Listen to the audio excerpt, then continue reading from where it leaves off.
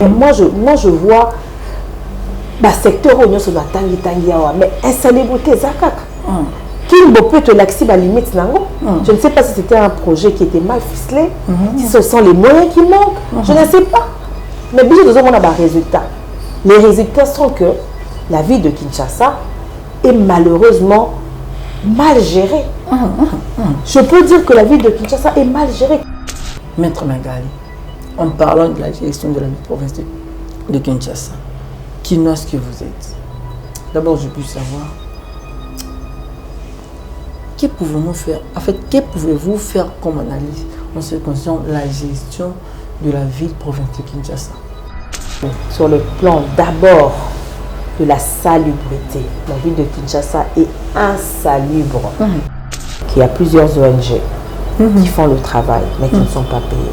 Nous avons entendu plusieurs fois les ministres provinciaux qui n'ont pas été payés. Nous avons entendu mieux de lui. Lui qui est censé imprimer la vision du chef de l'État.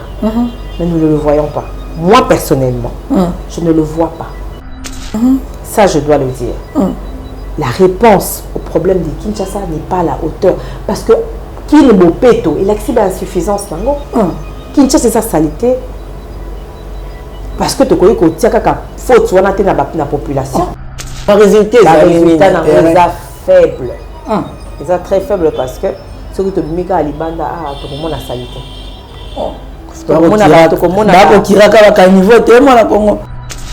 Surtout qu'il y a un domaine, Kinshasa est comme propre. Kinshasa est toujours propre. Le curage, il y a un niveau, ils ont salima. Mais ça, les manafricances, et puis, tu as ça là, combien de temps ils auront pour l'ongola? La salité, on a battu à Libanda. Après, ça, la salité, on est comme sous Kozonga. Donc, moi, je vois le secteur où nous sommes mais installez-vous tes zakak. Qui peut te l'accès à limite.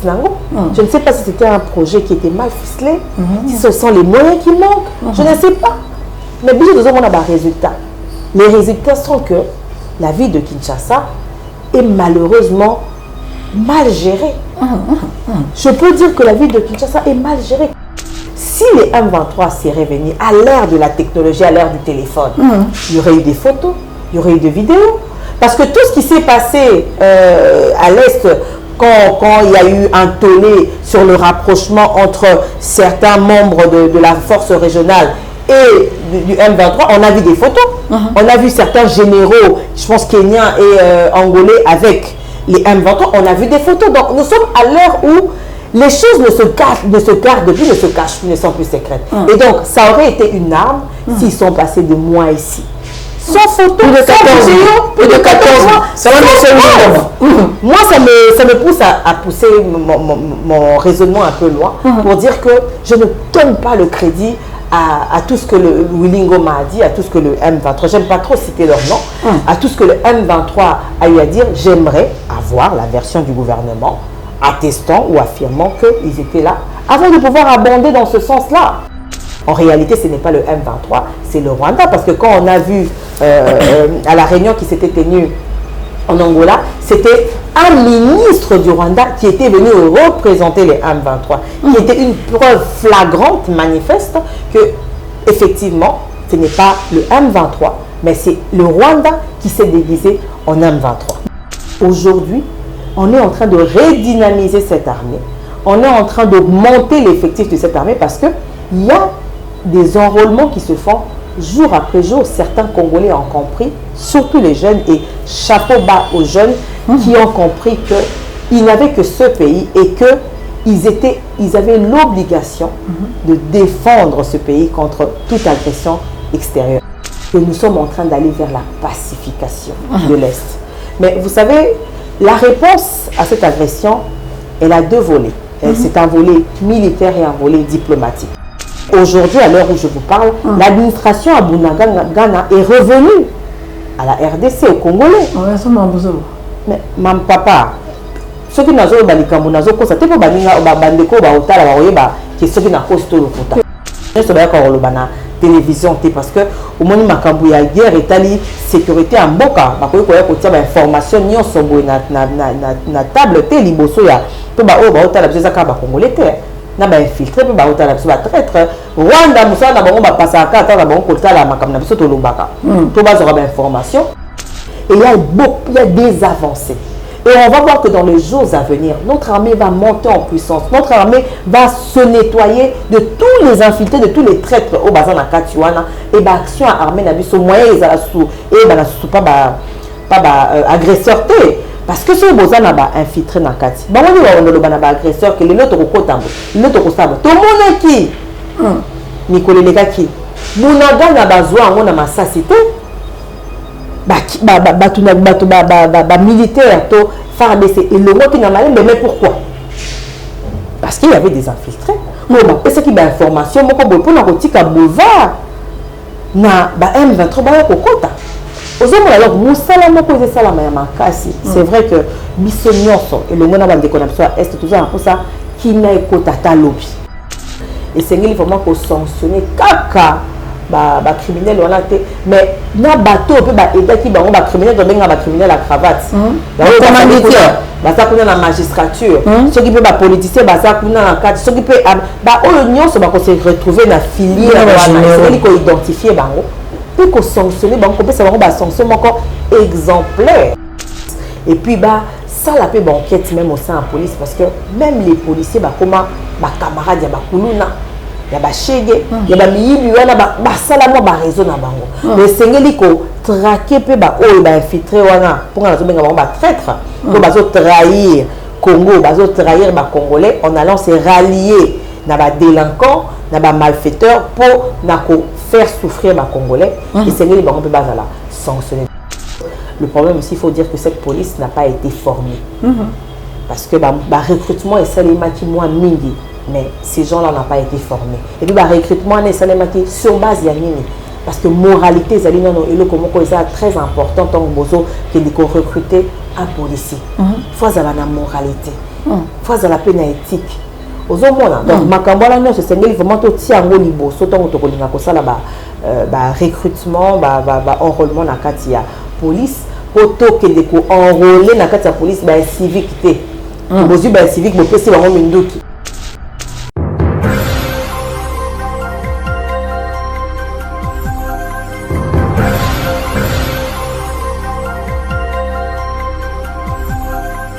Bien, mesdames, messieurs, le plaisir de savoir que vous êtes très nombreux devant vos postes téléviseurs pour suivre l'intégralité de votre mission d'échange, d'analyse et d'actualité. Mesdames, messieurs, votre mission à caractère général qui est toujours présentée par votre humble serviteur, William Temou, combattant de la liberté. Mesdames, messieurs, j'ai l'honneur et le plaisir de recevoir pour vous aujourd'hui une brave maman. Elle est coordonnatrice de la Ligue des femmes du parti politique Dynamique Congo Uni du président Vidi Timanga. Mesdames, messieurs, il s'agit bel et bien de Madame Magali Dossi Kissons. Madame, bonjour, bienvenue. Bonjour, Monsieur Témo. Merci pour l'invitation de ce jour. Je suis honorée d'être là. C'est une première pour moi d'être aujourd'hui dans votre émission. J'espère que nous allons passer de bons moments et que nous allons édifier tous ceux et celles qui auront l'occasion de nous suivre. Qu'est-ce que j'ai manqué à dire au sujet de votre présentation? Alors, vous avez omis le fait que je suis d'abord avocate. Je suis avocate près de la cour d'appel de Kinshasa-Matete. Maître. Je ne suis pas seulement coordonnatrice, mais je suis coordonnatrice nationale de la Ligue des femmes au parti Dynamique Congo Uni. Je suis également dans la coordination de l'Union de communicateurs de la République qui est conduite par le coordonnateur Fumototo et je suis parmi ceux qui sont dans la coordination.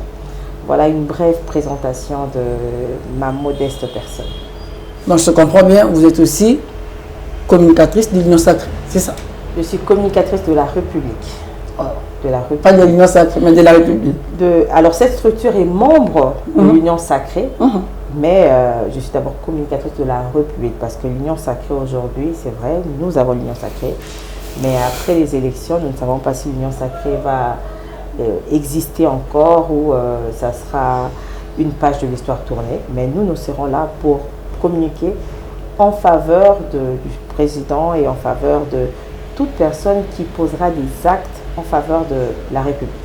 Bien, mesdames, messieurs, je vous rappelle que j'ai l'honneur et le plaisir de recevoir pour vous aujourd'hui Madame Magali, Maître Magali Dossi. Je rappelle qu'elle est coordonnatrice nationale de la Ligue de femmes du parti politique Dynamique Congo Uni de Messieurs Vidier Chimanga. En fait, Madame Dossi, prenons directement le tout premier thématique de cette émission. D'abord, je puis savoir, en parlant de l'insécurité en République démocratique du Congo, je parle de l'insécurité de manière générale parce que ça brûle presque partout. Ça brûle à quoi? À Kinshasa, ça brûle. Ça brûle à l'est de la République démocratique du Congo. Politique que vous êtes, congolaise que vous êtes, je ne sais pas si vous êtes congolaise de père et de mère, en fait, mais moi je le suis.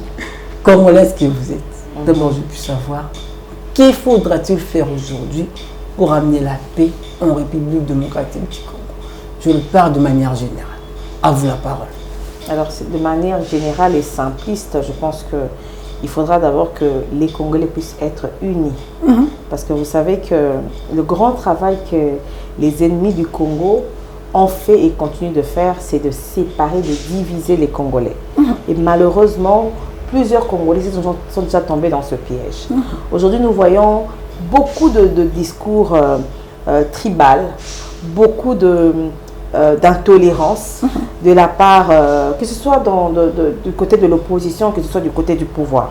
Il y a certaines personnes, malheureusement, qui ne comprennent pas qu'il y a un plan qui a été mis en place par les ennemis de la RDC. Et malheureusement, ce plan est en train de passer aussi par les fils et filles de ce pays, qui ouvrent au fait une voie, ils sont en train de taler le lit à la séparation des Congolais, à la division des Congolais. Parce que ce qui se passe, c'est que c'est vrai que plusieurs personnes diront que ce pouvoir, comme les gens de l'opposition le traitent d'adamique, ce pouvoir ne cesse de dire que ce n'est pas de sa faute, c'est la faute de nos prédécesseurs, mais c'est l'histoire, on ne peut pas changer l'histoire et puis on ne peut pas parler des conséquences sans pour autant aborder les causes profondes de cette instabilité que nous vivons, de poches d'insécurité que nous vivons à travers la RDC. Déjà, l'histoire de l'Est, nous savons ce qui se passe. Nous avons vu comment ce pays a été géré sur base d'accords, plusieurs accords qui ont défavorisé la RDC et qui nous ont emmenés. Mais écoutez, que ce soit l'accord qui avait été conclu entre le gouvernement sous Tshisekedi avec le M23, qui aujourd'hui, sous Kabila, c'est un lapsus lingué, sous Kabila. Et aujourd'hui, si nous avons des brassages, des mixages, quand nous voyons notre armée, nous voyons que la nomenclature de notre armée, aujourd'hui, quand nous voyons certaines personnes qui siègent même au Parlement, notamment, je donne l'exemple le plus illustratif, c'est le cas de Mwanga Tchouchou, qui est un sujet dont l'origine est contestée, parce que la même personne a un passeport rwandais et un passeport congolais. Or, notre constitution nous dit que notre nationalité est une et exclusive. C'est-à-dire qu'on peut déjà déduire que ce n'est pas un citoyen congolais parce que la nationalité congolaise ne se partage pas concomitamment avec une autre nationalité. Et ce sont ces genres de personnes qui se sont retrouvées dans les institutions congolaises à cause notamment des accords qui avaient été faits, qui ont permis à certaines personnes, les ennemis de la RDC, de se retrouver, que ce soit dans l'armée, que ce soit dans la police. Ce sont des gens qui se sont retrouvés propulsés du jour au lendemain à des postes élevés dans ce pays. Et ce sont ces mêmes personnes qui vont donner des informations à ces groupes qui nous attaquent, au M23 notamment, et peut-être aux autres groupes armés qui sévissent dans l'est de la RDC, parce que nous avons vu que lorsque le président Tshisekedi arrive au pouvoir et que le président décide d'arrêter tout le trafic illicite qui se passait à l'Est, parce qu'il y avait un trafic, parce que le Rwanda était toujours en tête de liste comme producteur de certains minerais qui ne sont pas présents dans son sol. C'est-à-dire que le Rwanda était en train d'exploiter de manière illégale nos ressources à travers notamment les groupes armés qui s'étaient un peu calmés parce que leurs intérêts n'étaient pas mis à mal sous la gestion passée. Et donc quand le président arrive et qu'il veut tout organiser, c'est ainsi que nous avons vécu toute cette montée de violence, des attaques et tout ça. Et le président a eu l'intelligence et la sagesse de mettre sur place l'état des sièges, de décréter l'état des sièges qui aujourd'hui porte les fruits parce que grâce notamment à l'état des sièges, plusieurs groupes armés ont été démobilisés. Et de jour en jour, jour après jour, nous voyons certains combattants qui préfèrent revenir à la vie civile, qui vont eux-mêmes se laisser, qui vont se présenter auprès des autorités pour pouvoir revenir et être réintégrés dans la vie professionnelle, dans la vie civile, à travers le projet, j'oublie encore comment ça, il y a un projet de réinsertion de militaires dans la vie civile. Et ce qui se passe à Kwamoutou, parce que je vais épingler cas par cas, ce qui se passe dans le Kwamoutou, nous avons vu sous le régime passé. En fait, en parlant de l'Est démocratique du Congo, êtes-vous de ceux qui estiment qu'inviter le M23 ici, en fait, loger le M23 ici à Kinshasa pendant plus de 2 ans, en fait, comme avait affirmé en fait, le porte-parole du M23, en fait, êtes-vous de ceux qui estiment que les invités ici, c'est une manière d'apporter la solution à ces problèmes? Moi, je n'ai jamais cru en cette version du M23 parce que je n'ai jamais entendu le son de cloche du gouvernement, donc un son de cloche officiel. Mais ça a été confirmé. Par qui? Ça a été confirmé. Par qui? Par M. André Mbat. Monsieur André Mbat, en quelle qualité? En quelle qualité? Non, il est le vice-président. Mais écoutez, je n'ai jamais suivi M. Mbat à le dire, mais je pense qu'il y a des canaux officiels. Il y a des canaux officiels qui engagent la République, qui engage la présidence, parce que si c'est M23, Madame Bessi, ça n'a jamais été démenti, même par le porte-parole du gouvernement. S'il vous plaît. Mais c'est grave. Vous savez, plusieurs choses qui sont dites sur la RDC ne sont jamais contredites. Le porte-parole du gouvernement ne va pas passer son temps à contredire toutes les rumeurs qui circulent. Il contredit ce qu'il trouve qu'il peut contredire. Ce n'est pas parce qu'il ne contredit pas que ça veut dire que cette version est réelle. Et donc moi, j'aimerais aujourd'hui avoir la version officielle de la voix du gouvernement, de la personne qui engage le gouvernement, de la personne qui engage, parce que même la présidence a ses canaux de communication pour croire en cette version. Parce que vous savez, il y a un jeu qui se joue au niveau du M23. Parce que souvent, nous aussi, les communicateurs, nous tombons dans le piège en voulant défendre certaines choses dont on n'a pas l'information. Moi, je n'aimerais pas m'avancer dans ce couloir parce que je n'ai pas l'information, je n'ai pas la certitude que les M23 seraient venus ici sur l'invitation du président de la République. Parce que je pense que c'est M23 parce qu'ils avaient un plan, parce qu'ils sont manipulés par le Rwanda. Ils ne sont même pas manipulés par le Rwanda. C'est le Rwanda qui s'est transformé en M23. En parlant du Rwanda, je parle du régime de Paul Kagame parce qu'il faut faire le distinguo entre le Rwandais et le régime sanguinaire de Paul Kagame. Parce que même dans le Rwanda, ce n'est pas tout le Rwandais qui partage la façon de faire de M. Kagame. Je pense que si les M23 seraient venus à l'ère de la technologie, à l'ère du téléphone, il y aurait eu des photos, il y aurait eu des vidéos.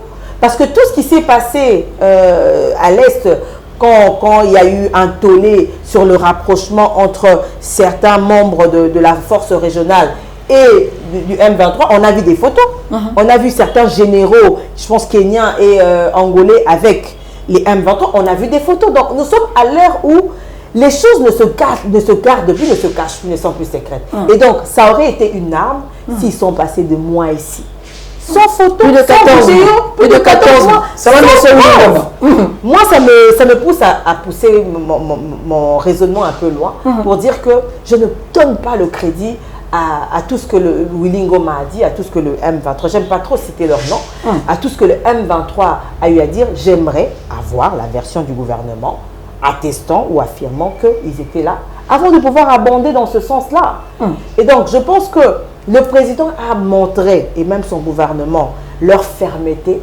Ils ont refusé, et ils continuent à rester sur cette position, ils ont refusé de pouvoir faire des négociations avec le Rwanda, parce que en réalité, ce n'est pas le M23, c'est le Rwanda, parce que quand on a vu à la réunion qui s'était tenue en Angola, c'était un ministre du Rwanda qui était venu représenter les M23, qui était une preuve flagrante, manifeste, que effectivement, ce n'est pas le M23, mais c'est le Rwanda qui s'est déguisé en M23.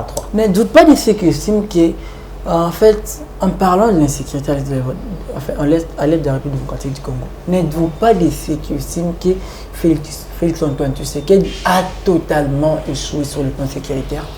Je ne peux pas abonder dans ce sens-là, parce qu'il y a plusieurs paramètres à prendre en compte pour dire qu'une personne a échoué.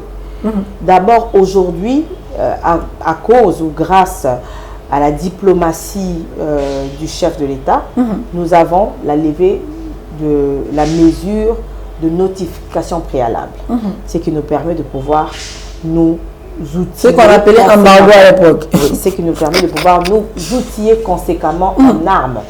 Parce que nous avions en face de nous des personnes qui étaient armées, qui avaient des armes de dernière génération, mais nous n'avions pas des armes, nous n'étions pas équipés conséquemment. Et pour montrer la bonne volonté du chef de l'État, il y a la loi de la programmation militaire qui donne les moyens conséquents à l'armée. Mais il faut savoir quelque chose. Cette armée que nous avions eue, parce que cette armée aujourd'hui a changé, a évolué avec les recrutements qui se sont faits massivement dans l'armée, mais l'armée que nous avions avant, c'était une armée qui était vieillissante. Parce que vous vous rappellerez que sous Kabila, il n'y a pas eu plusieurs appels à l'enrôlement au sein de l'armée. Il y a eu des enrôlements qui se sont faits, mais peut-être c'était des cas isolés, c'était pas de grande envergure, et puis il y avait des défauts de formation. Mais aujourd'hui, on est en train de redynamiser cette armée, on est en train d'augmenter l'effectif de cette armée parce qu'il y a des enrôlements qui se font jour après jour. Certains Congolais ont compris, surtout les jeunes, et chapeau bas aux jeunes qui ont compris qu'ils n'avaient que ce pays et que ils avaient l'obligation de défendre ce pays contre toute agression extérieure. Et donc, le président est en train de poser des actes. Ce sont des signaux forts que nous sommes en train d'aller vers la pacification de l'Est. Mais vous savez, la réponse à cette agression, elle a deux volets. C'est un volet militaire et un volet diplomatique. Volet diplomatique, on est en train d'avancer parce qu'aujourd'hui, les voix s'élèvent pratiquement à travers le monde pour condamner l'agression de la RDC. Ce qui était méconnu il y a quelques années dans d'autres pays. Maintenant, vous voyez que certains pays, certaines autorités d'autres pays sont en train de dire, sans embâche, que c'est le Rwanda qui attaque la RDC. Alors qu'il y a peu, ce n'était pas le cas. Et il y a des voix qui sont, il y a des mouvements de solidarité en faveur de la RDC. Tout ça, c'est à cause de la diplomatie agissante du chef de l'État. Ce qui n'a jamais apporté la paix. Mais écoutez, vous pouvez dire ce qui n'a jamais apporté la paix, mais aujourd'hui, à l'heure où je vous parle, l'administration à Bunagana est revenue à la RDC, au Congolais. Mais mam papa, ceux qui n'ont pas constaté pour bandeko baotala baoyeba que ceux qui n'ont pas parce que mikolo les cas qui a watoyebi que Bunagana ezaki na maboko ya ba M23 mais les forces régionales les akuna kimi ekoti mwandambo. C'est vrai que toba kimi ekoti totalement parce que bandeko ya biso bazana babi ba Rwanda ngo ba M23 bazazazaza wana babima qui totalement basali moi ruse moko kokosa ke babimi massivement mais ebele batikali wana et population bazobanga parce que population ba mona ki cruauté na bango. bamona ki violence na bango. Donc population na zongi na vie nango normale te. Mais ils a processus tozo koba malembe tozo koba. 5 ans de la fin de mandat malembe. Mais papa na pesi na lobino le comment quoi ya motuya la dinga te. Je dis que la solution est militaire et diplomatique. Diplomatiquement, il y a des avancées. Aujourd'hui, il y a plusieurs alliances. Salina sala na CST parce que nous sommes d'accord au bana télévision parce que au moni makambu ya guerre etali sécurité en boka ba ko ya ko tia ba information nyo sombo na table te liboso ya to ba o ba otala biso ka ba congolais te na ba infiltré pe ba otala biso ba traître Rwanda musana na bango ba passa ka ta na bango ko tala makambu na biso to lobaka to ba zo ba information ko ba ko attaquer ba position na biso mais armée na biso autonomie que solution est militaire. Armée na biso est infiltrée au plus haut point. Toyoka ki tonga bitumbe zalaki en pleine guerre ou en plein affrontement. Il y a certains militaires qui étaient des militaires basés dans l'armée régulière congolaise, la FARDC, qui ont quitté les FARDC pour aller rejoindre les M23.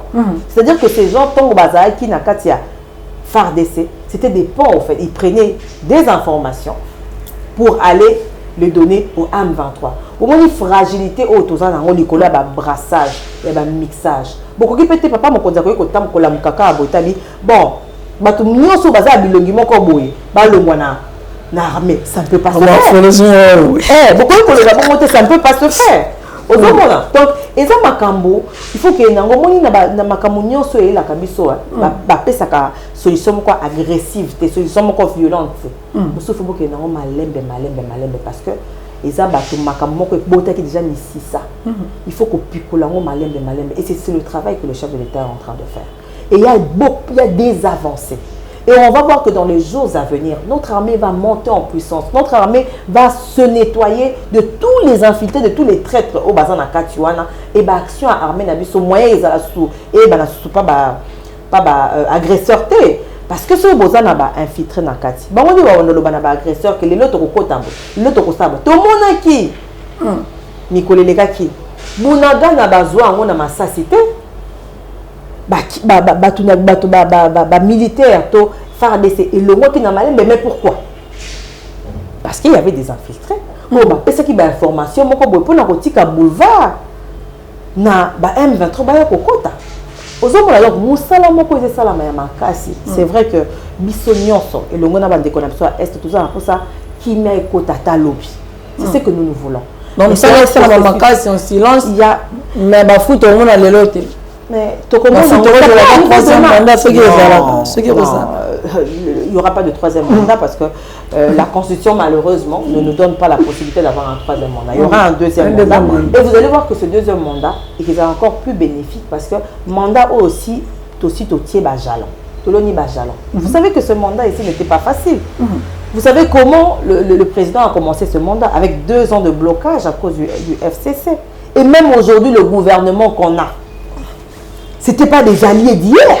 Regardez la composition de notre gouvernement. Ce sont des alliés qui se sont faits, des alliances qui se sont faites pendant que le président est au pouvoir.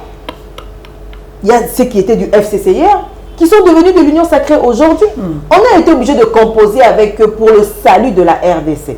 Donc le président s'est dépassé, il a dit qu'il a même essuyé des humiliations, acceptable à humiliation. Nous sommes là pour sauvegarder qui a démocratie, qui a passation, on a pacifique qui a pouvoir. Donc Moussa les salema. Mais on est ça un deuxième mandat. Le la biso DCU, la plateforme na biso, action des alliés. Tozo bunda pour le but de ça président majorité confortable.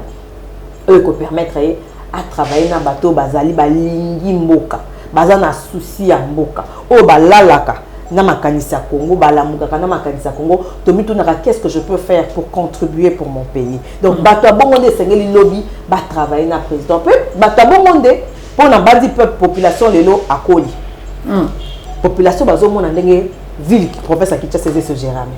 Peuple ça comprendre. Peuple ça pour comprendre. Qui na Assemblée nationale. Elle m'a comme qui na Sénat. Amoni bateau basali musala pona ye. Na bateau basali musala pona mabumu na bango. Oh, bah c'est pour nous, peuple a une occasion et à se représenter tel l'opinion. Peuple sengeli lelo à comprendre que sengeli to créer classement politique à Sika. Bateau à Sika, bayana, basala pe, mololenge mosusu que oh bateau basala chiwana. Donc voilà, on a quoi répondre na motuna na pour na s'étaler sur davantage pour na koloba que deuxième mandat à président et qu'ils sont encore meilleur parce que déjà posé ma base la premier mandat na deuxième mandat na to ko buka ko leka o to buki na mandat o. Bien, et puis en fait on a annoncé sujet en fait de manière générale quoi. Dans le bilan insécurité mais na parti Maroc alors que na kwa mutu baimba baba na kwa mutu alors que na Kinshasa baimba baba ko la tango pour le phénomène kidnapping. Oui, mais et pour continuer kilo moi là mona Congo ni to ça la pour mettre fait na nyonso wana na bandi soki toke na kwa mutu moi alcalmi moko ekotaki na kwa mutu parce que toyokaki kutu bande kona biso aseni balobi il faut ba banda fallait ba sala pe enrôlement côté kuna na toute information te soki sala makito sala makité non bandité non les bandité ba pesa ki chronogramme moko oyo ko banda to senya ko kende sika te soki bien qu'il y a un enrôlement bandi kuna te mais au moins seni bon c'est là vraiment déjà siègement mais avancé donc seni ce quoi le but quand que ça l'enrôlement ça veut dire que sécurité et que ça la assurer pour na permettre na seni à quoi pour enrôler mais l'histoire à quoi monte ça tellement na ba version mais ngai eloko na yebaka c'est que sous régime passé un bon matin bande ko na biso ya kwa monte ba mona batu ba ya o baza ba éleveur ba ya na bangombe. Mais après quelque temps, tout le monde a bon comme la miduki, dans des fois, biso kuna balobi bato wana balobaka kikokote, balobaka swahilité, balobaka mono comment koboé. Et moi je suis convaincue que ce sont ces gens qui ont fait un travail pour révolter ces communautés. Parce que c'est vrai, on dit qu'il y a une main noire de certaines autorités politiques. Oyo balingaki parce qu'il y a malheureusement des conflits de leadership là-bas quoi. Conflit politique, il y a pourquoi conflit à leadership, il y a quoi? Oh, il y a l'india zalaka yé, soit zalaté. Et donc il y a plusieurs paramètres qui pour la insécurité à quoi monte, mais grâce à Dieu, l'élo, partout à n'ese quoi cause à la pacifier, malembe pour dire dans le but qui s'est mis à ce qui est ça l'environnement ça veut dire que ma condition sécuritaire est réunie. Pour la Makambeta Kinshasa, tout est comme on a musala kitoko yo police c'est ça là qui ndenge akanga ki ba criminel wana mais c'était ma casse tombé à côté de justice parce que toyoka ki tout au long à procès wana ba mususu bakanga ba bima ba pesa ba mbongo na ba magistrat sur ba service national wazonga mususu bakenda service national bazonga wana na yoka ngote wana ko izaka bakaba tende kona akenda service national azonga akesa wana na makasa zo yango esengeli et puis ba vidéo ebimi esengeli na moni ba vidéo ngote ndeko bongo la kisango mais esengeli na ba autorité ba sanctionner ozomona ceux qui sanctionnent ezate makambo et ko se répéter les sources et c'est ça la passe na ba o ba bungisa ba vie na bango ba bungisa ba bien na bango esengeli vraiment ko sanctionner kaka ba criminel wana te mais na bateau pe ba edaki bango ba criminel to benga ba criminel à cravate commanditaire baza kuna na magistrature ceux qui peut ba politicien baza kuna na carte ceux qui peut ba o nyonso ba ko se retrouver na filière wana esengeli ko identifier bango peut qu'on sanctionner banco peut savoir ba sanction encore exemplaire mais police les lots moni commandement ya sika et côté en place to banzi que commandement oyo et vraiment vision à chef de l'état oyo alingi bien un peuple te bi slogan ya chef de l'état ils allaient le peuple d'abord donc toutes les actions oyo gouvernement et ça là et ça la police ba institution c'est ça les alliés oyo kozala en faveur la population et donc nous pensons, nous espérons, nous appelons de tous nos voeux que commandement Oyasike Koti est posé par action pour sécuriser ville, province à Kinshasa. Parce que niveau y a insécurité comme à Kinshasa, ba kuluna, ba chege même na boulevard, ba chege ba commis agressif, ko yiba ba rétroviseur, ko boto la batubulo, ko ba téléphone et sengeli vraiment commandant à Koti Sika. Asala mosala moko ba redynamiser les sous police et puis ba ça la peut enquête même au sein de la police parce que même les policiers ba comment ba camarades ya ba kuluna ya ba chege ya ba miyibi wana ba sala mo ba réseau na bango mais sengeli ko traquer pe ba o ba infiltrer wana pour nga zo benga ba traître ko ba zo trahir Congo ba zo trahir ba congolais en allant se rallier na ba délinquants na ba malfaiteur pour na ko faire souffrir ba congolais et c'est ngeli bango pe bazala sanctionner. Donc ministre Nicolas Kazali alobaki yango azali na charge ya ministère intérieur na ba attribution ministère intérieur na attribution na alobaki ka ko si ça fait nous ça pita Kazali kankonde et le ministre intérieur il a dit qu'il y a azosala musala pour na ko éradiquer phénomène wana. Donc c'est vrai que tika les sous économique je pense que azana déjà na volonté wana a commis pe ça ba moyen pe a copé sa police na biso ba moyen parce que le problème aussi il faut dire que cette police n'a pas été formée parce que ba recrutement et salima qui moi mingi mais ces gens-là n'ont pas été formés et puis ba recrutement et salima qui sur base ya nini parce que moralité zali non et le comment c'est très important tant que bozo que de recruter un policier faut azala na moralité faut azala pe na éthique ozomona donc makambo la nyonso sengeli vraiment to tiango liboso tongo to kolinga ko sala ba recrutement ba enrôlement na kati ya police poto ke de ko enrôler na kati ya police ba civique té bozu ba civique bo pesi bango minduki pour pesi bango so bango sanguna li a refuge et comme ça jouer na wana secteur na ezala otanga na ote yo kodi yo en fait yo kendeka kuna komolo ka policier pour kuna ba yambaka mutu nyonso. Voilà, donc Eza Makambana se sengeli ko bongisa. Donc ce n'est pas un échec de la part ya régime moyo, mais régime moyo écoute tellement ba hérité Makambana le la to kuta ki no bogo bongisa te to kuta ki ti la ga bongo biso be pepe to ndimanga est-ce que la ga bongo si vous savez madame nous aussi est-ce que la ga bongo et oh Kabila fait nous avons trouvé Kabila avait fait. Nous avons hérité ceci, nous avons hérité cela, mais tout le monde a besoin de solution d'intérêt, moi, on a eu de le besoin de la solution, mais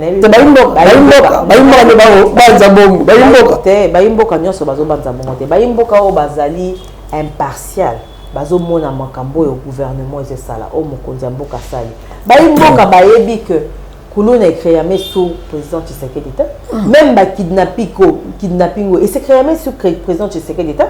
C'est vrai que c'est intensifie. Donc le kidnapping impact, c'est un impact. Il y a un régime qui n'a régime. Donc le Koulouna est Koulouna côté kidnapping parce que Koulouna to viva ngo awa to mona création nango sous Kabila, to mona ba dégâts Koulouna sala sous Kabila. Tomoni kidnapping sous Kabila mais s'intensifier. Il y a un moni que basali bazo sala ba bouclage dernièrement certaines communes bazo ki ba bouclage parce que balingi ko sili ça phénomène wana parce que les listes va congolais mingi et donc beaucoup le baté que gouvernement e kangi maboko to gouvernement ils ont encouragé criminalité non gouvernement e kangi maboko te. Il y a criminalité zéro et existe à côté. Nulle part, il y a toujours mais le gouvernement a quand même côté. Bozo mona déjà na ku oyeute ko sala mbakangi ba kidnapper wana belé ba kulu na soko ke na police na commissariat. Au mona ngana kenda na mona ka à chaque fois tala ba kulu na bakanga ke belé. Et ba yo ka kate. Mato imangongi. Et puis après ton ba déféra on a justice. Quel est leur sort dans la justice? C'est tout ça le problème. C'est ça que le président décrit aussi. Voilà. Yango esengeli vraiment ko intensifier ba mesure et puis le quoi tata mokonzi a lancé déjà formation à 2500 magistrats au bazai qui en rôle bazai qui recruté na bandi que bango bakoya na 109 bakoya na ba pratique asika bakokota sur na ba pratique ya ba corruption oyo to mona kalilo na justice te aux handicapés justice. En fait, il y a une deuxième thématique, il me semble que d'abord je veux savoir quel est votre point de vue par rapport à l'assassinat Yandeko Chéribé Okende. Ça fait comment tant qu'on a Bilili, Tandoïke, ton Angela Internet, comme on a Tata Bana, responsable, Mokeli Mibe Kwamboko Abiso, ancien ministre, Nakati Ekolo Abiso. Baboma ebongo soki ye nzeta mobeso ba kosala bango bongo soki ye moto azali ko en fait obe censé kozala protéger soki ye moto na niveau na azali en fait na niveau coûte ya kozala mona bagarde ko ta ba police ba kengela ye nzeta ko ka kosala ebongo et que dire ya petit peuple et que dire de nous autres quel est votre point de vue par rapport à Liwa Yandeko Chéribionke. Je pense que tous les Congolais et les Congolaises, la RDC dans son ensemble a été choquée par cette nouvelle. Tout le monde est indifférent à ça. Le peut être aux alandoki. Ils ont le pouvoir, ils ont l'opposition. Oui, parce que l'Iwa ya Moutou. Ata l'Iwa ya ennemi na yo adversaire na yo. Et ça la carapace. Biso babantou, hein. Biso babantou. Peut-être que ça na bantou tengai. Ata Moutou na yeba ke Moutou wana abandé ko bundisanga. Soko akufi lelo liwana ke ça na quand même passe. Surtout dans ba condition oyo ndeko Chériba akufi. To yebité akufi na ba circonstances mais un bon matin to lamuki toyoki nouvelle oyo ça là qui passe.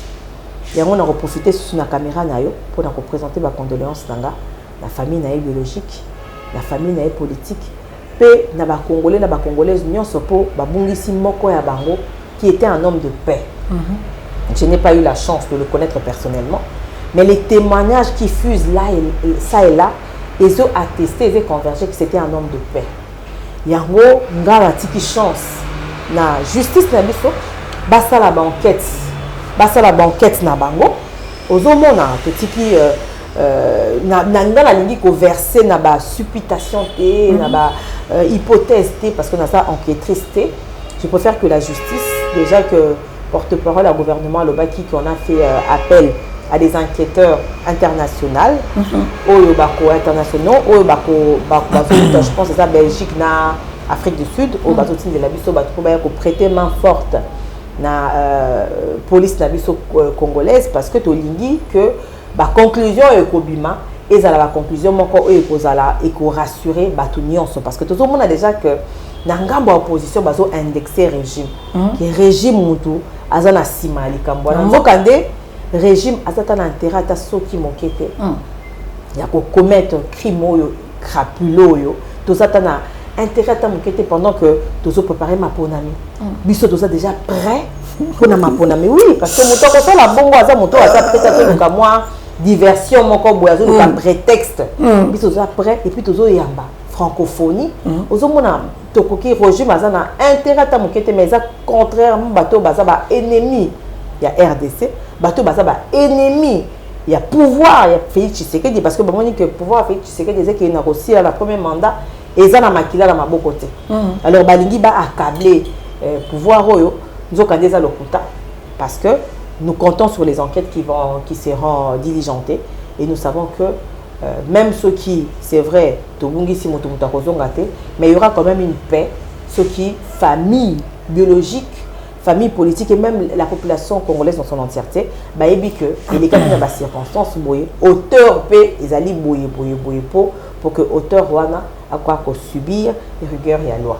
Bien, pouvoir et Félix ça makila na mabokoté ainsi conclut madame Magali Dossi. Mesdames et messieurs, prenons à présent le deuxième thématique de cette émission.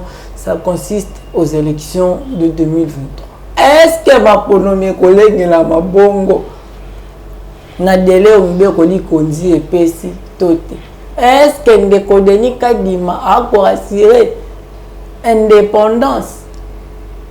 Est-ce que régime en place? Est-ce que régime en place? Ils ont vraiment un souci et organiser ma ponomie à malonga, ma ponomie transparente, apaisée.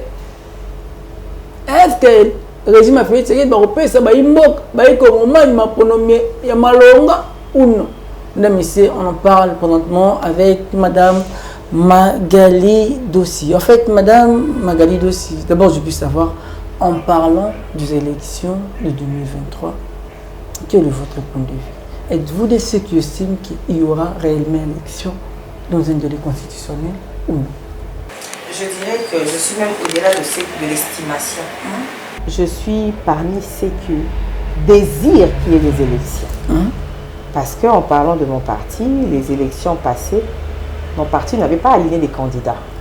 Donc du coup, pendant toute cette législature, nous n'avons pas eu de représentants au niveau du Parlement. DCI.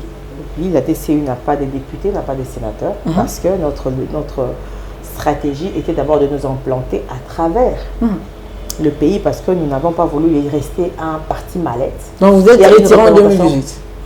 nous n'avons pas aligné des candidats. Nous avons soutenu la candidature du chef de l'État comme candidat à la présidence 2018. Nous l'avons soutenu parce que nous avons cru en lui. Mais nous-mêmes, la DCU n'a pas aligné des candidats, que ce soit à la députation nationale ou à la députation provinciale ou encore au Sénat. Donc nous n'avons pas aligné des candidats. Et donc nous sommes parmi ceux qui veulent que les élections se tiennent dans le délai constitutionnel. Et nous sommes rassurés quand nous entendons le président dire que les élections vont se tenir dans le délai constitutionnel. Et pourquoi le président est rassuré? Parce qu'il donne les moyens. Parce que la seule chose que le président peut faire, c'est de donner les moyens conséquents à la CENI pour permettre à la CENI de pouvoir organiser les élections.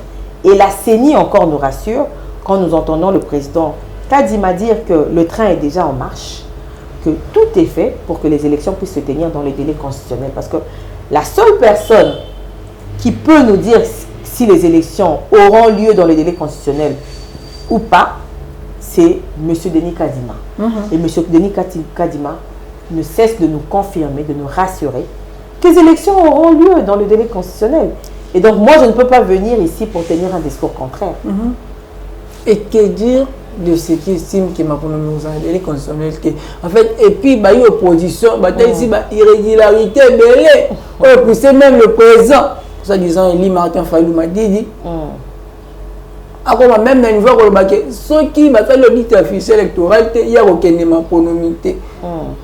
Ici bambé belé moi en Congo. Mais comme si bako banza été bino ba pouvoir boko ça le forcing. Parce que bon assurance que quand il m'a zali moto na bino na mapono ma 2023 bako tia be batu na bino. Na bandi koloba ke kadima za moto na biso eza lokuta.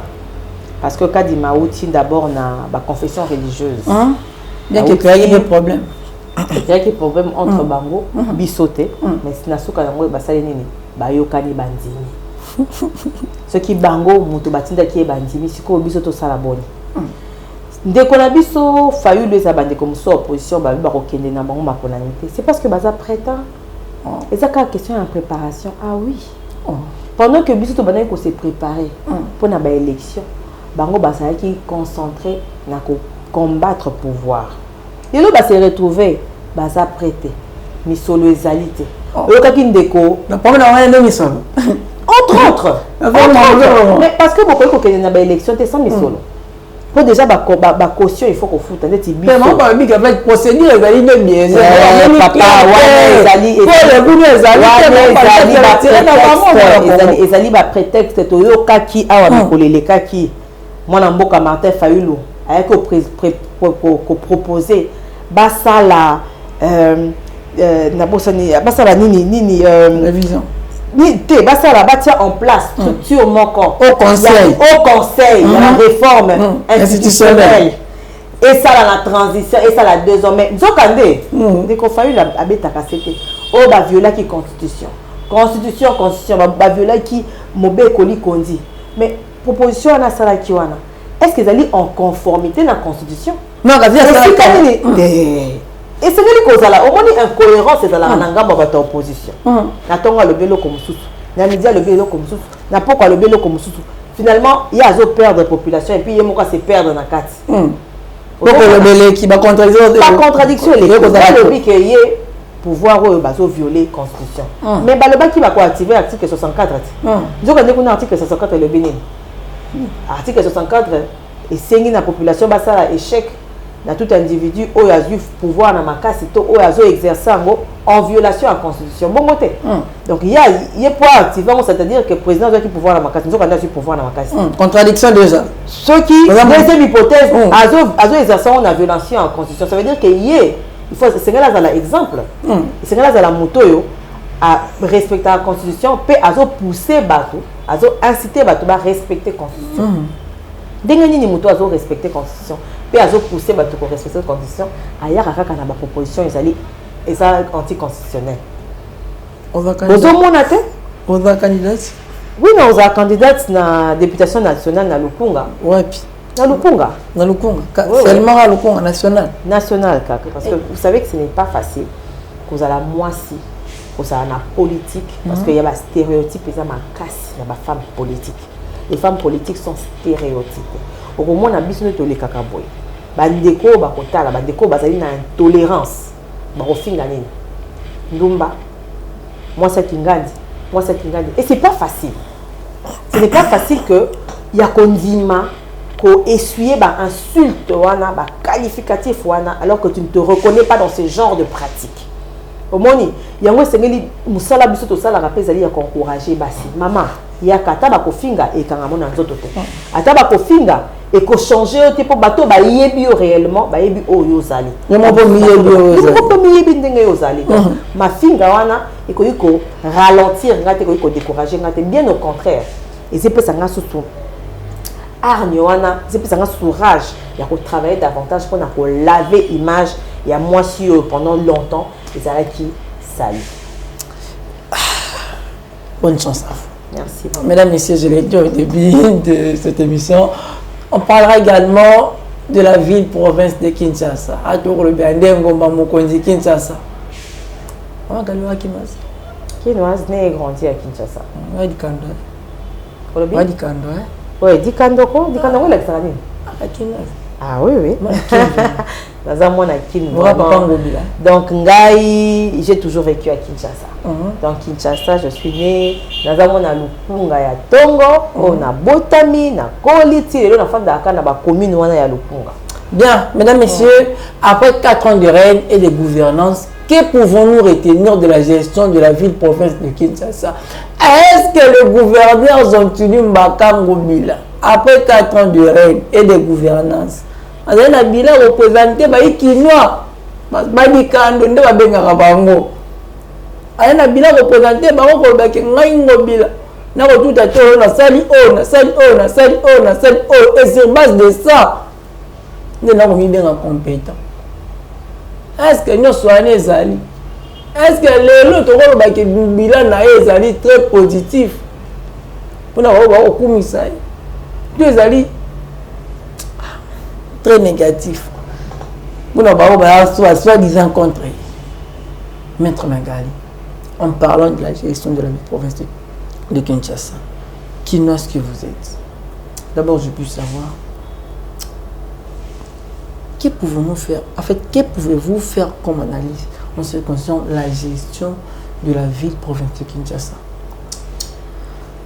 Alors, ma réaction est que moi, mon point de vue est vraiment mitigé par rapport à la gestion de la ville de Kinshasa, parce que la ville de Kinshasa a beaucoup de problèmes. Beaucoup de problèmes, pratiquement dans tous les domaines. Que ce soit sur le problème, sur le plan d'abord de la salubrité. La ville de Kinshasa est insalubre. Sur le plan de la sécurité. Nous avons vu à un moment donné le général Kassongo qui était en train de se plaindre des moyens qui étaient faibles, les moyens qui étaient mis à sa disposition, étaient des moyens très faibles. Pour la sécurité de la ville de Kinshasa. Pour la sécurisation de la ville de Kinshasa. Nous avons encore vu, il n'y a pas longtemps, le président de l'Assemblée provinciale qui est malheureusement tombé, dire, dénoncer ce qui se disait déjà dans les couloirs, qu'il y a plusieurs ONG qui font le travail, mais qui ne sont pas payés. Nous avons vu, entendu plusieurs fois les ministres provinciaux qui n'ont pas été payés. Donc, cette gestion, elle est très mitigée. Il y a à boire et à manger. Très mitigé. Je pense que, très mitigé. Très mitigé. Je pense que le gouverneur Ngobila aurait pu faire mieux. Je ne sais pas pourquoi il n'arrive pas à faire mieux.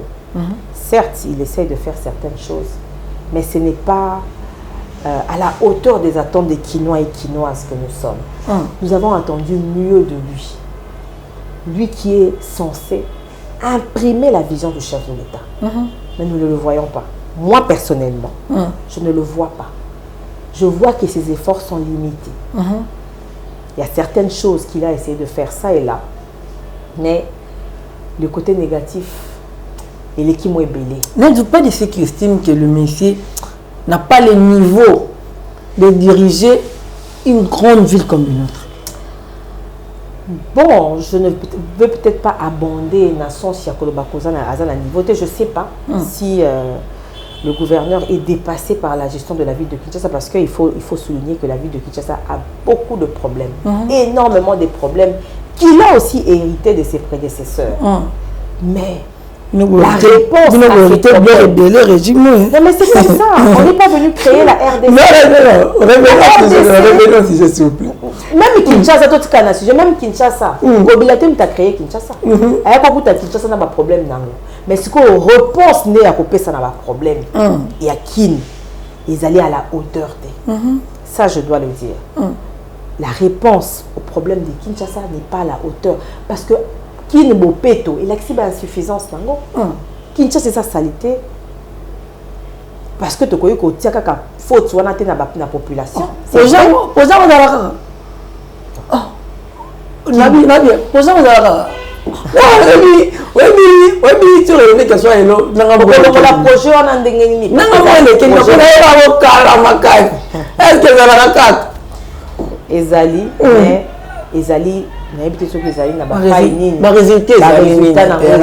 faible.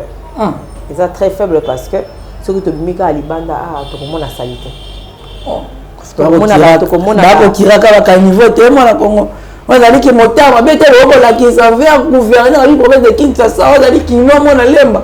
Oh, selon lui, à Okamba Kinshasa Malam, selon lui, à Kinshasa, selon lui, à Kinshasa parmi les villes propres, selon lui, les 27e. En fait, selon lui, les 27e. Selon lui. On a peut-être la globalité. Sur le la globalité, on va peut-être que à Mekiko ça la mer. Surtout qu'il y a un domaine, Kinshasa est comme propre. Kinshasa tout le monde est propre. De manière palliative. Non, il y a des choses qui sont faites. La curage, il y a un niveau, et au salima. Mais ça les en fréquence mini. Et puis ton basa la kango. Combien de temps ils aura pas longola? Ba salité wana ba tiaka libanda. Comment ba tiango wana après ça ba salité on est comme sous kozonga. Après ba comme donc traitement il y a ba déchets. C'est vrai, il y a tout le bac. Usine où ils ont na Kingabwa où ils ont traité plastique, c'est quelque chose où ils ont na crédit na ils ont avantage na bilan il y a ngobila ils ont quota kuna na kati Kintoko. Oui, Kintoko ils ont traité ils ont déchets plastiques bazo traité ango. Oui, on est côté na bilan na mais moi je vois secteur où nous sommes tangi mais insalubrité zakak Kin Bopeto l'accès à limite nango. Je ne sais pas si c'était un projet qui était mal ficelé, si ce sont les moyens qui manquent, je ne sais pas. Mais bien sûr, on a des résultats. Les résultats sont que la ville de Kinshasa est malheureusement mal gérée. Je peux dire que la ville de Kinshasa est mal gérée. Quand je compare la gestion de la ville de Kinshasa, j'étais à Bokolobake, Deti Kolwezi, voilà bas. Bokolobake, population, ils ont mon côté, bah défi, ils ont mon côté. Mais gestion wana o na moni ya mwasi. Na bete lango c'était parce que zali Saïdi. Voilà, ozomona que mwasi azo imprimer vision à chef de l'État. Et mwasi azo ça la gestion moko kitoko. Kitoko. Mais dès qu'on a biso ngobila. Tout ce monde na lobika ka soto bimi awa salité. Salité. Est-ce que ça nini? Ba moyen des ezanga. Stratégie des ezanga, plan d'assainissement des amalamote, naébité. Naébité, on a vu pour nanga, gestion des aïe pénal mitigé, malam zali, mais ma beza moi mingi. Ne doute pas de ce que estime que ne cosantini ngobila, azali parmi bateau, bako sunga mokonzamboka a échoué vraiment bien. Azali parmi bateau, bako sala que mokonzamboka a tiré na se vers les bandes de l'obana le pote.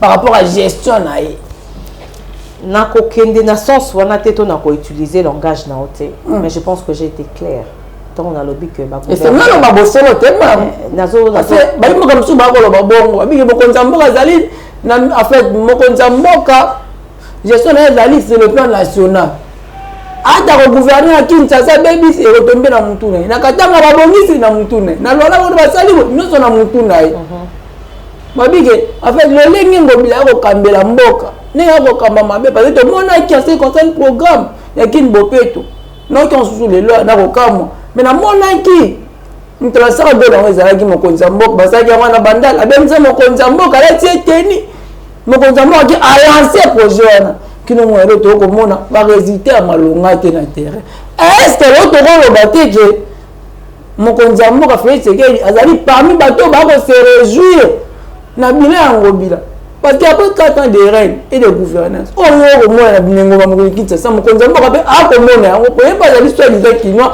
avant na Kinshasa atambola rappel la biso yo mona te que yo moko azali parmi bato ba ko faciliter ndeko ngobila a continuer toujours na mabaya ko sala mona ndeko motuna na yo nazo mona ngo tendancieux.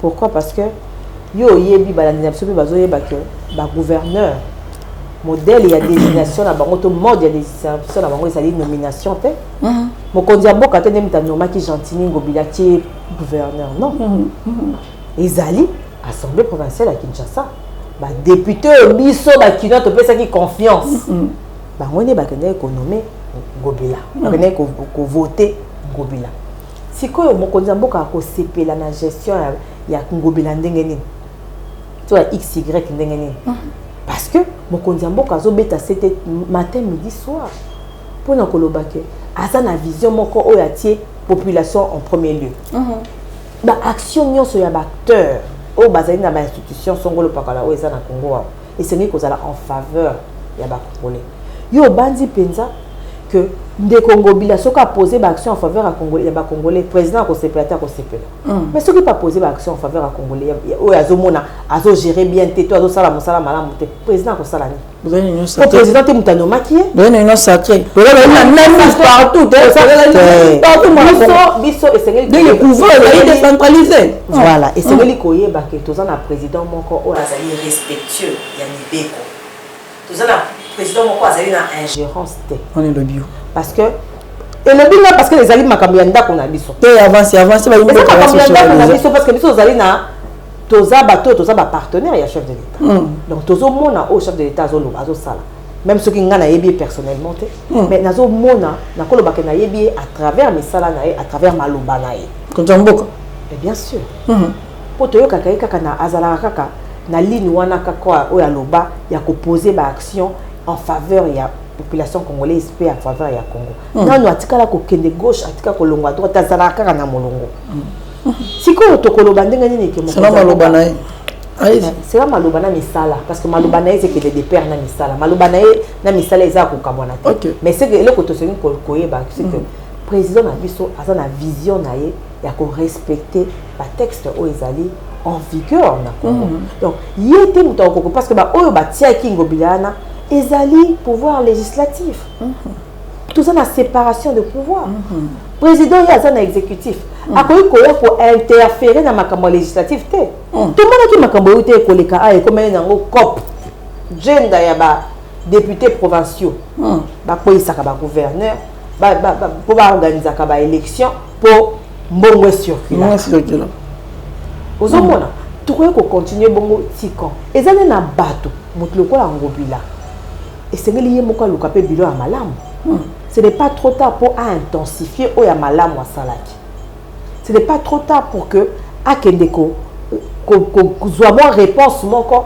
oyo ekokende ko bongisa misika e bande ko tenga mawa moke lelo c'est vrai que président de l'Assemblée provinciale a koyi mais makambo mosusu au président de l'Assemblée provinciale a lobaki et c'est que na bande ko na biso to tindaki kuna na l'Assemblée provinciale va interpeller gouverneur mais vous pas de ce que estime que bande ko na l'Assemblée provinciale mingi la moitié d'entre eux bazo ben na poche de conscience parce que ezali opinion o ko ba mingi et ba ba ikino ba bige ndeko ngobila asala mo lisanga mo kuna na katwana oza ba député provinciaux nyonso akosa na katwana ba pesa ba mo solo ba travailler en fait ba travailler na avantage na ye mais vous pas de ceux qui estiment que ba député provinciaux ba kota na kwana et puis bango bazali parmi ba kosala ete ndeko Gentini Ngobila a continuer ko mena pouvoir parce que ba kotela ba intérêt a bango en fait ba ko zana système na bon n'a pas confirmé parce que ça a quand même une allégation grave. Ah, Naza na preuve.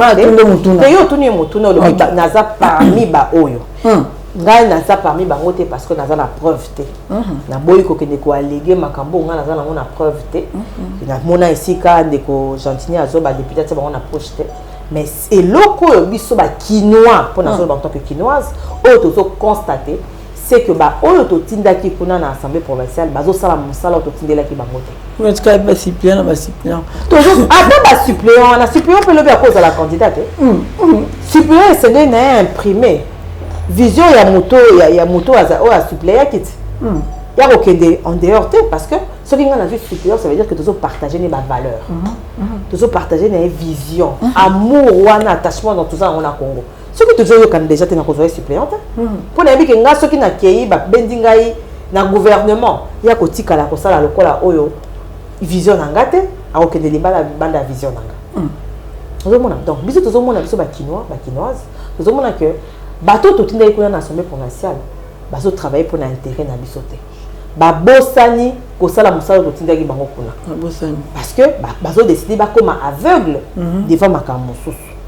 Donc et le Rwanda en gros yangoana, je pense que il n'est pas tard, il reste quelques mois, mais il n'est pas tard pour que le gouverneur puisse s'amender à Sala Moussala, où il quinois na quinoise bazozila.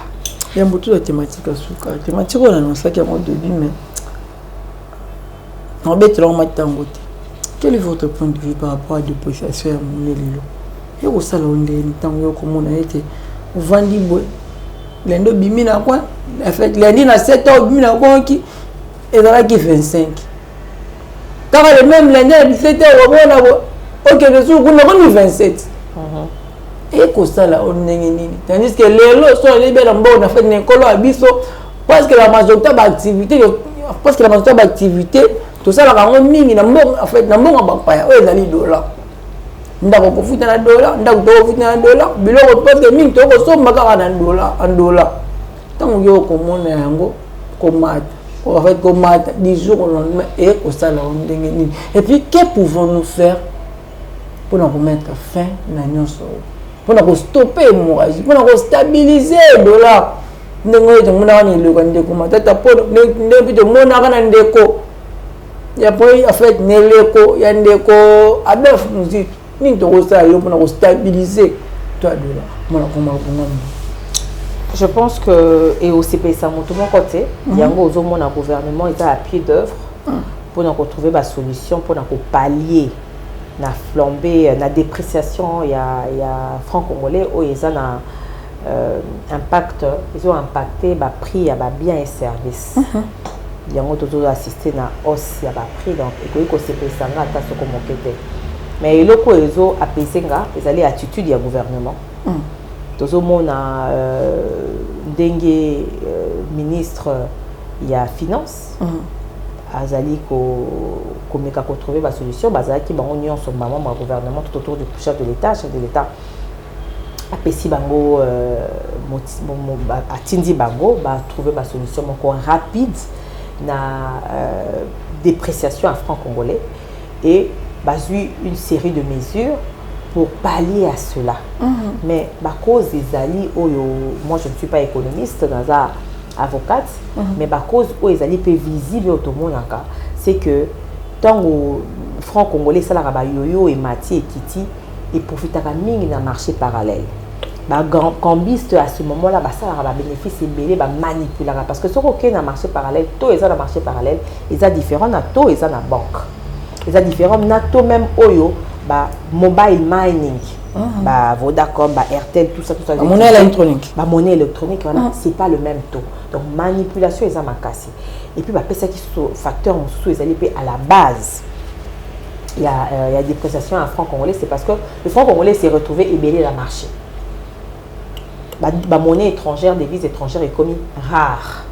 Dû entre autres aussi par importation parce qu'il y a des investissements, tout le monde a tout Somba Mendoki, tout Tonga et comme nous ne produisons pratiquement rien, l'économie n'a pas extravertie, c'est-à-dire que devise n'a mis au ESA n'a pas particulier Et c'est Bimalibanda, c'est qui se trouve, et ça dit que franc congolais est commis élevé dans le marché. Mais il y a des mesures qui ont été prises. D'abord, pour inciter Batouba, dollar et se retrouver dans le marché, franc congolais à la rare, Banque centrale et retenir franc congolais.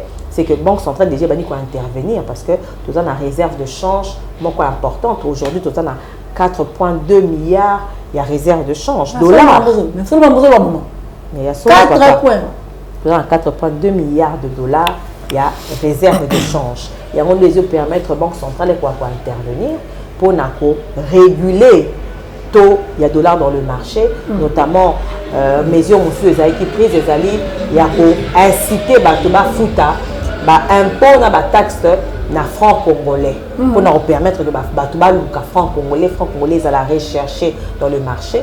Et puis tout ça, le processus de dédollarisation et c'est que les malais parce que en fin de compte, il faudra tout valoriser monnaie nabiso locale qui est le franc congolais parce que franc congolais ils à la valoriser au moment même les lots ce que ko somba biloko ata na ba boutique to ata ko futa bandako au moins na ba bailleur to ba vendeur ba ko préférer toujours oyer la bango dollar parce que la confiance dans la monnaie nabisoté bah tu vas préférer la monnaie étrangère et donc il faut qu'on changer et mentalité wana tu vas faire confiance dans le franc congolais et ça doit être il faut du sommet déjà et ça exemple wana pour que franc congolais et qu'on a lobby kozala plus apprécié que la monnaie étrangère et donc gouvernement a eu série d'action au na lobby et nous pensons que dans les jours à venir impact kezala parce que le déjà na moni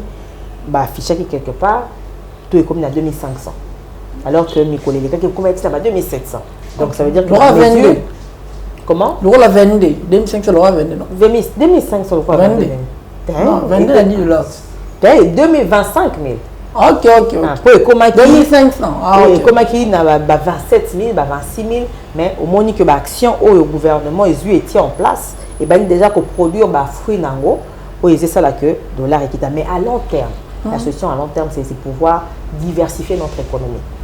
De ne plus dépendre des importations. Parce que si nous dépendons trop des importations, donc nous allons subir un choc nuance les cas dans le monde. Aujourd'hui, à cause de la Covid, à cause de la guerre russo-ukrainienne, nous allons vivre conséquences parce que le prix déjà pas producteur est mati. Donc, tant que vous avez prix est matin parce que nous ne produisons pratiquement rien, tout dépend de l'extérieur. Sans compter que nous sommes peut être dans la guerre, nous sommes belé pour la ration militaire, pour l'équipement équipement militaire. Donc, c'est lobby que investisseurs. D'abord, gouvernement est posé un cadre pour que lobby banque et comme prêter tout bongo. Na bateau moko normal parce que bateau au biso de gouvernement beaucoup ça s'apparente à l'usure na bamboka muso au monde na bato bazwa crédit na 1% 2% 3% 4% mais biso a okoyoka 12% 8% 15% donc aisé facilité na ba start-up te au bakoyiko démarrer par des crédits au bakoyiko se faire accompagner par des banques et à se rapprocher par na ba banque parce que ba conditions exactement makasi bateau est élevé et donc l'obiso to lingi tous à la congolais au bakozala peu fort financièrement parce que l'économie la totale est détenue pratiquement la majorité par les indo-pakistanais. Bango de bazana ba société minene na ba domaine nyonso ba congolais bazala moko. Il faudra que les banques puissent être des partenaires des investisseurs et c'est ainsi que nous pourrons diversifier notre économie. Parce que dans tous les secteurs malheureusement aujourd'hui comme je venais de le dire ce sont les sujets étrangers qui ont pratiquement le monopole de ces secteurs. Alors que le souhait du président est que nous puissions avoir demain des millionnaires, pourquoi pas des milliardaires congolais. Et donc, toutes les entreprises dans le monde et tous les grands hommes d'affaires ont toujours travaillé avec les banques. Mais nos banques ici, bateau nangonde et Sengeli Kita. Après 5 ans de règne et de gouvernance, Nino yo congolais aurait retenir na bilan de Félix Tshisekedi.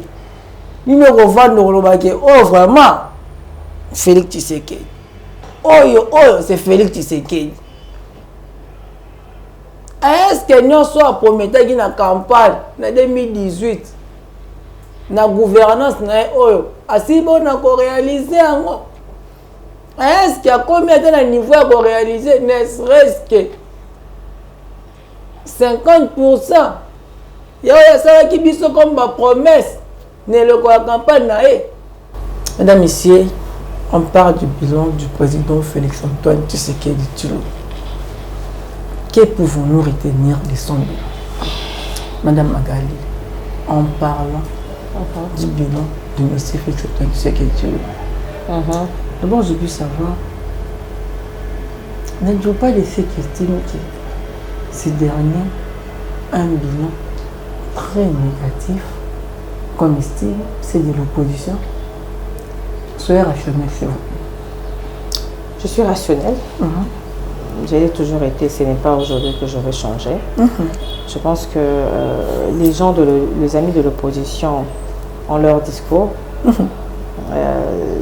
Nous n'espérons pas que demain ils puissent changer, parce que leur discours, c'est d'abord de condamner tout ce que le président est en train de faire. Leur discours? Oui. Leur discours, c'est ils ne voient que du noir partout. Même lorsqu'il y a du blanc, j'ai rarement vu, sinon presque pas, un opposant féliciter le chef de l'État ou féliciter le gouvernement pour X ou Y mesures que le gouvernement ou que le chef de l'État a prises. Je dirais que le bilan du chef de l'État est positif. Pourquoi je le dis? Il y a solo. Lingala. Bilan chef de l'État positif. Bilan en Bogota la bisika to zaki mboka. La bisika mboka comme lelo. To zaki mboko yo na ba problème na ba niveau nyos na ba domaine nyos. Et là comme makasi au chef de l'État asali ya ebele. Et là comme makasi a bani non ko ça les gratuité. Au moins les lots gratuité ça réponse. Bino bakuta ya gratuité. To kuta gratuité. Imba comme suba bige ezalaki depuis 2009. Ezalaki voilà salon de ko Ramadan Sada aloba kuna c'était moi na Congo. Depuis 2009 grâce à Kabila. Wapi? Abina mania macho bataka. Na katanga kuna pas Moïse Katumbi ezalaka na ngofele pas Moïse Katumbi ezalaka félé et pas matata kuna na mania ezalaka na yo félé. Donc bino goya ko sala ko continuer œuvre Joseph Kabila. Bien que le mal est que, en fait, c'est que on décrit que le mal avec, en fait, le mal est que Kabila pensait que nango de manière palliative pour souci n'a dit que enseignement ya qualité. Parce que bino besoin le programme ya campagne, le projet moi ya campagne auquel on va bou et bon bafouer même qualité enseignement, bon offrir bana biso qualité enseignement moko très biaisé, très amabe, bon comme on a la salle moko lelo dessin les face à profiter moko azali manipulé. Donc vous préférez na bino. Donc vous préférez que vos médication ya bana. Nicolas ça la plaisir. Na moko maloba na bino. Mon Congo, n'êtes-vous pas de ceux qui estiment que d'abord on parlait de la gratuité d'enseignement. N'êtes-vous pas de ceux qui estiment que la gratuité d'enseignement a détruit la qualité d'enseignement? La qualité. Oui, que au Simbi makambo belé na gomo mono le roi opposant. Kaka na question na no Simbi bo ozopesanga musala ya ko rencontrer nyoso Simbi. Ba imboka ndeko akole. Olobi lelo to bebisi qualité ya enseignement. Olobi kende ko Kabila alingaki ya kende nango étape par étape. Alingaki okende nango progressivement. Pour instaurer qualité. Alingaki okende nango progressivement mais oyebisinga bisika banda kité olobi soki pe manier mana katanga. Na bandi ceux qui ezalaki ya solo makambo lobaki babi basalaka test yango ezalaki concluante yango batikaki wana bango moko nde balobaka po soki ezalaki ebandaki déjà ntango na ntango ya ndeko Kabila eke ezalaki effective nde tolingi komona bacatholique ndenge bamataki au créneau te parce que tomonaki ntango gratuité ebandaki obstacle liboso tozalaki nango ezalaki bacatholique parce que école conventionnelle catholique bazalaki gérée par bacatholique. Bah parents bah ko intervenir ko futaka ba frère songolo pakala bah eux bazaki affecté au premier plan ezaki église catholique ce qui ezalaki bongo be balinga koloba déjà na tango ya Kabila mais batikala koloba te batikala ko murmurer te parce que à l'époque ezalaki test moko o esimbaki te gratuité ezali invention ya régime Kabila ya régime Tshisekedi te tikala jamais kolobango parce que ezali constitutionnel ezali constitutionnel yango président apesaki makoki pour que bakoka rendre effectif. Pourquoi? Et qu'on répondre dans ba besoin ebelé. Et puis que na ba famille ebelé batanga ba banaye ko sala ba ko pona bana surtout basi bazaki sacrifier. D'habitude yo moi si okobala na yo okobota na okozala na charge mobali yo kotanga te tout oyo totia kingandi de ko na biso mobali ndatanga parce que makoki ezalaki te. Mais lelo gratuité tongo yé. C'est vrai ezaki na ba kokoso. Mais on a préféré kokoso wana plutôt que bato ba jeunes bazala livrer à eux-mêmes, ba kota na ba kuluna, ba kota na ba kindumba. Mais lelo malgré ba difficulté au gratuité kutana na parce que c'est vrai tozali na ba infrastructure mingi te ndeko matata oyo alobaki fallait atonga 1000 écoles. Ba école yango to yebite soka tonga ngo wapi soka koma yango ne koma université. Ezali projet. Ba fonds ezaki décaissé pour ça to mona ngo. Mais lelo sous tu sais que tout le monde est école et à travers la République. L'école on essaie permettre que il y a ko soulager ma école qui contenir ba nombre et belé ya bana. Pourquoi tous en ba nombre et belé les gratuité et arriver à scolariser plus de 5 millions d'élèves. Parce que ba élèves wana ba parents bazaki na ba moyen à scolariser bango te na mikoleke.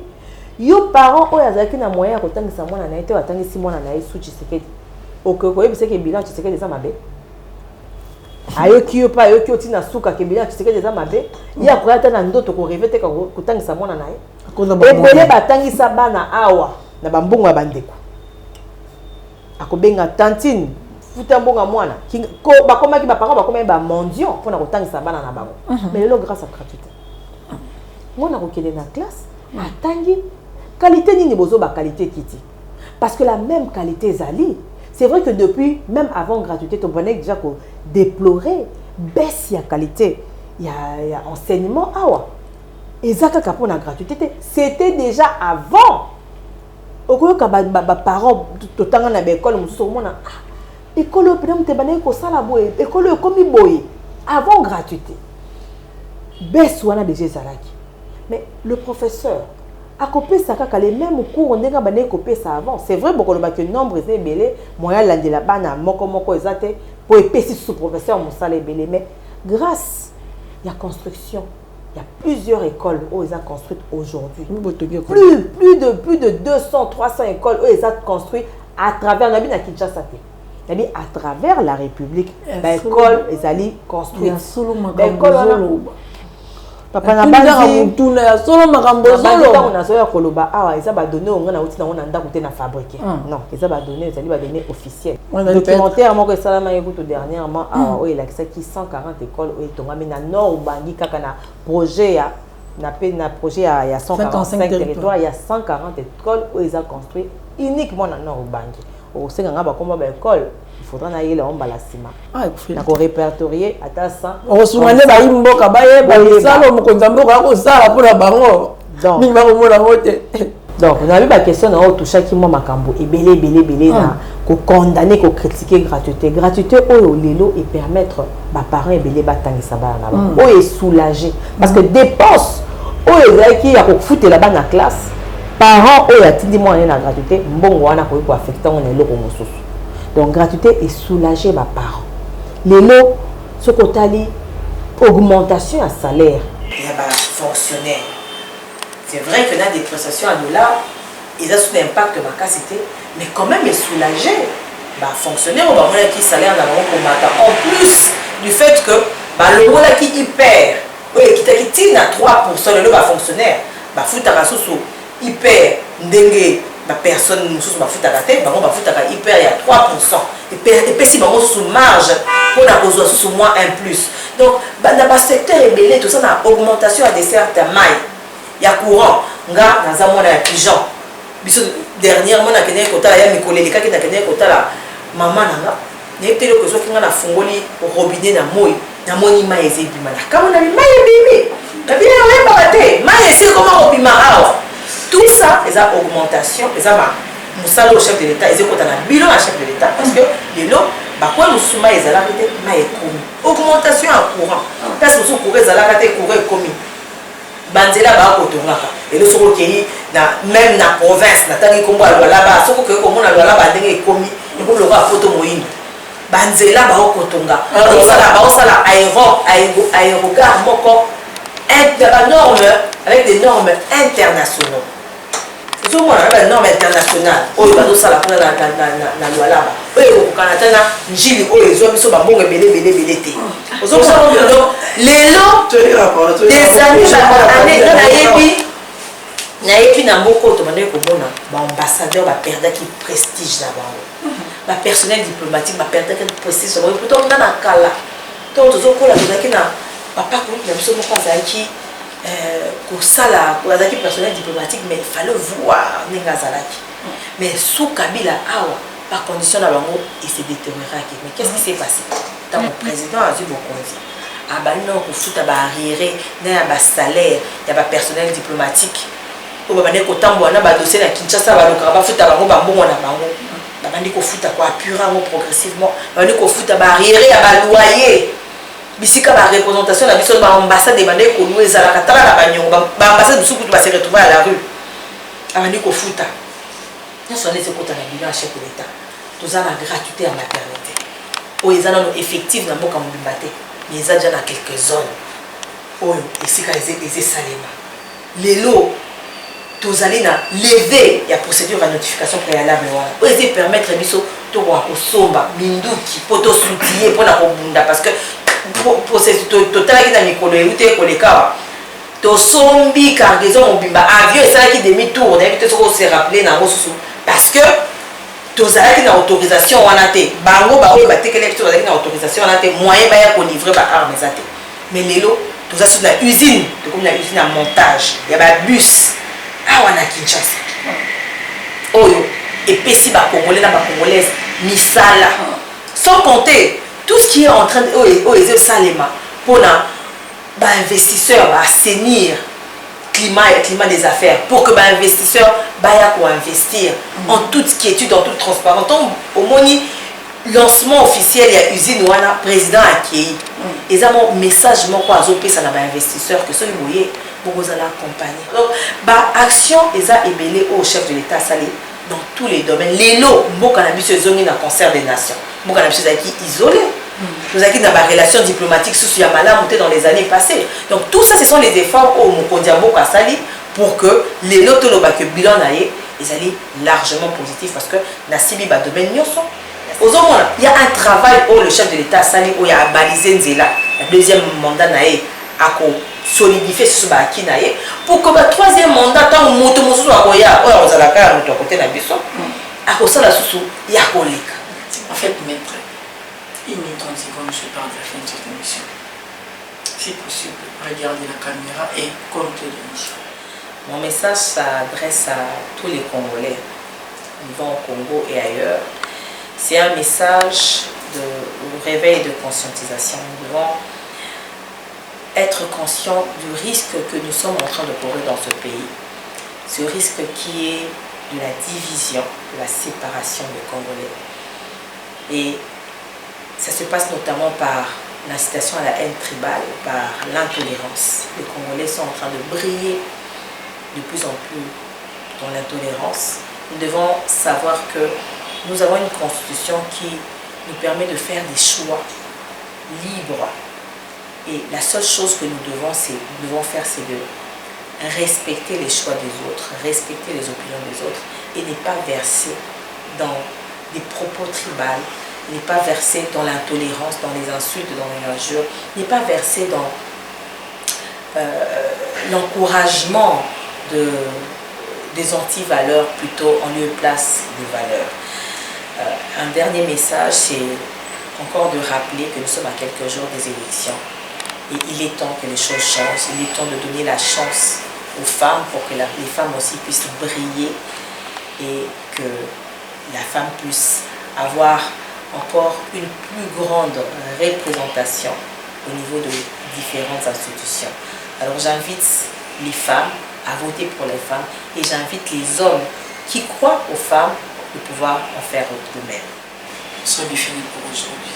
On se retrouve prochainement avec le même plaisir. Que le dit de l'apôtre Moïse Emmanuel. beni ya République démocratique du Congo.